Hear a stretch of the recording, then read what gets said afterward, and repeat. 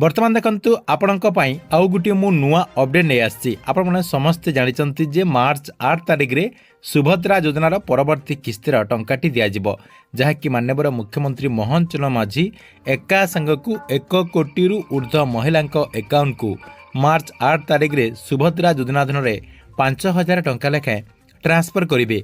तेबे देखंतु मार्च 8 तारिख रे सरकार तरफ जो सुभद्रा योजनार परवर्ती किस्तिर टंकाटी दिया जिवो, एही किस्ती रे केउ माने टंका पाइबे कहिबाकू गले सरकार तरफ केउ महिलांक अकाउंट को आपणकर मार्च 8 तारिख रे सुभद्रा योजनार टंकाटी ट्रांसफर करा जिवो।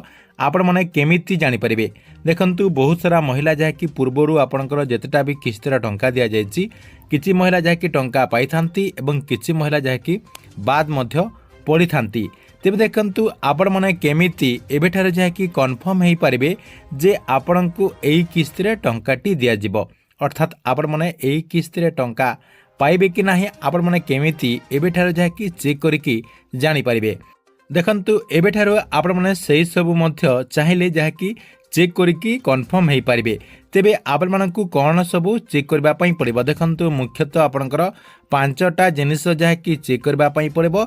एई 5टा जिनिस जदि आपणकर ठीक रहिछि ताहाले आपण माने मार्च 8 तारिख रे 100% जहा कि सुभद्रा योजना अधीन रे टंका पाई परिबे। तेबे आपणकू कोन सब चेक करबा पई पड़िबो एवं केमिति आपण माने सेही सब चेक करिवे आपणकू मो एई वीडियो माध्यम रे पूरा डिटेल जणे देबी, जहा कि आपण माने वीडियोटी को शेष पर्यंत देखिला परे से नै पूरा इन्फॉर्मेशन टी जानि परिबे। सेति पई वीडियोटी को बिना स्किप करके शेष पर्यंत देखंतु। ता पूर्वरु जेउ माने चैनल टी को एजाय सब्सक्राइब करनाहंती चैनल टी को सब्सक्राइब कर दियंतु। प्रथमे देखंतु आपण मानकू मु जणे दउची जे मार्च 8 तारिख रे सुभद्रा योजनार परवर्ती किस्तीर टंकाटी दिया जिवो बोली माननीय उपमुख्यमंत्री प्रभाती परिडा जहा कि घोषणा करचंती एवं से नै आपणकर वीडियो मध्य रहिछि। देखंतु आपणको मु से वीडियोटी मध्य देखाई दउची। मार्च 8 रे सुभद्रार चतुर्थ किस्ती मिलिबो, कोटिएरु ऊर्ध्व महिलां को मिलिबो।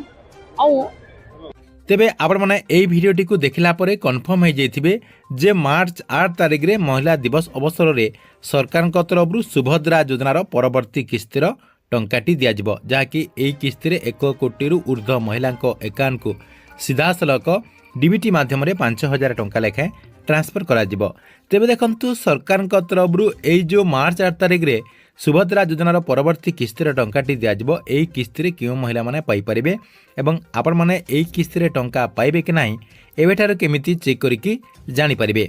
देखंतु फास्ट आपण माने कोन करिवे देखंतु फास्ट होइछि सुभद्रा योजनार जो वेबसाइट रहिछि से वेबसाइट रे वर्तमान जहा कि आपणकर दुईटा लिस्ट सरकार तरफ छड़ा जाइछि, अर्थात दुईटा लिस्ट आपणकर दिया जाइछि। गुटे आपणकर रहिछि अप्रूव लिस्ट एवं आ गुटे आपणकर रहिछि रिजल्ट लिस्ट।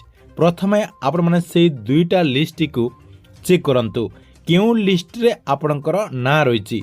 मुख्यतः जो माने पूर्वरु टंका पाई आछंती सेही महिला को एई कामटी को प्रथमे जहा कि करबा पई पड़िबो, काहे कि ना बहुत सारा महिलांकर ना जहा कि रिजल्ट लिस्ट रे आसी जाइछि। सेति पई आपण माने एई लिस्ट को प्रथमे चेक करंतु आपणकर नाटी अप्रूव लिस्ट अछि कि आपणकर रिजल्ट लिस्ट एटा आपणकर प्रथम काम रहिछि। जदि आपणकर नाटी अप्रूव लिस्ट रहिछि ताले आपण टंका पाइबे, जदि आपणकर ना रिजल्ट लिस्ट रहिछि ताले आपण माने टंका पाइबे नाही। 2 नंबर रे देखंतु आपण माने कोन करिवे 2 नंबर रे आपणकर टाटस टी को चेक करंतु।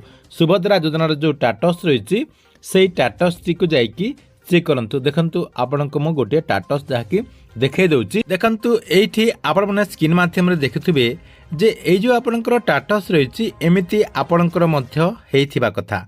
आपणकर देखंतु टाटस टी आपणकर एमिति खोली गला परे ऊपरे आपण देखिबे ई के आसी स्थिति रे आपणकर कंप्लीट अछि कि नाही।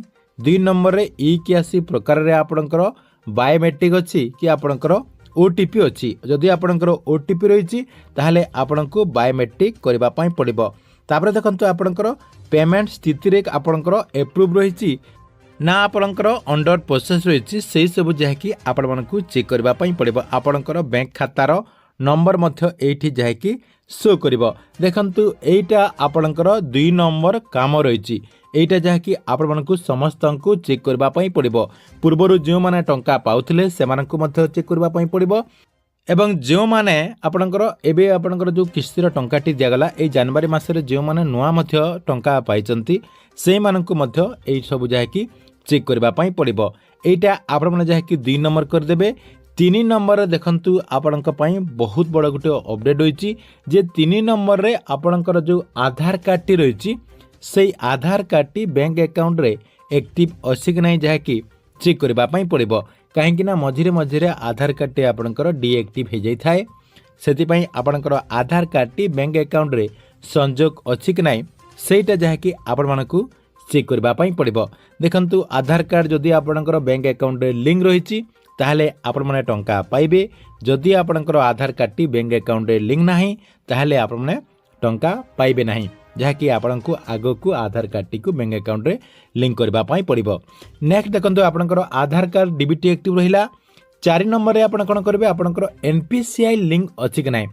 NPCIର ଯେଉଁ ଅଫିସିଆଲି ୱେବସାଇଟ୍ ରହିଛି ସେଇ NPCIର ଅଫିସିଆଲି ୱେବସାଇଟ୍କୁ ଆପଣମାନେ ଯାଇକି ଆପଣଙ୍କର ଷ୍ଟାଟସ୍ଟିକୁ ଚେକ୍ କରନ୍ତୁ।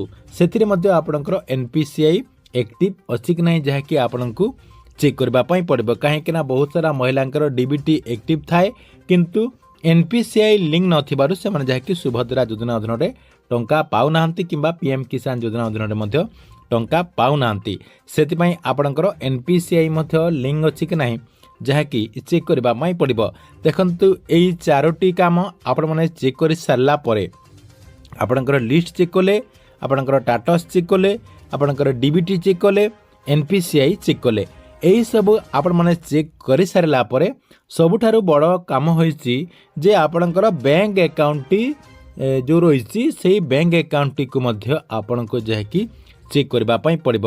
କାହିଁକିନା ଯେଉଁ ବ୍ୟାଙ୍କ ଆକାଉଣ୍ଟରେ ଆପଣଙ୍କର ଡିବିଟି ଆକ୍ଟିଭ୍ ରହିଛି ସେଇ ବ୍ୟାଙ୍କ ଆକାଉଣ୍ଟଟି ଆପଣଙ୍କର ରନିଂ ଅଛି କି ନାହିଁ, ଅର୍ଥାତ୍ ଆପଣମାନେ ସେଇ ବ୍ୟାଙ୍କ ଆକାଉଣ୍ଟଟିକୁ ଚଲାଉଛନ୍ତି କି ନାହିଁ ସେଇଟା ଯାହାକି ଆପଣମାନଙ୍କୁ ଦେଖିବା ପାଇଁ ପଡ଼ିବ।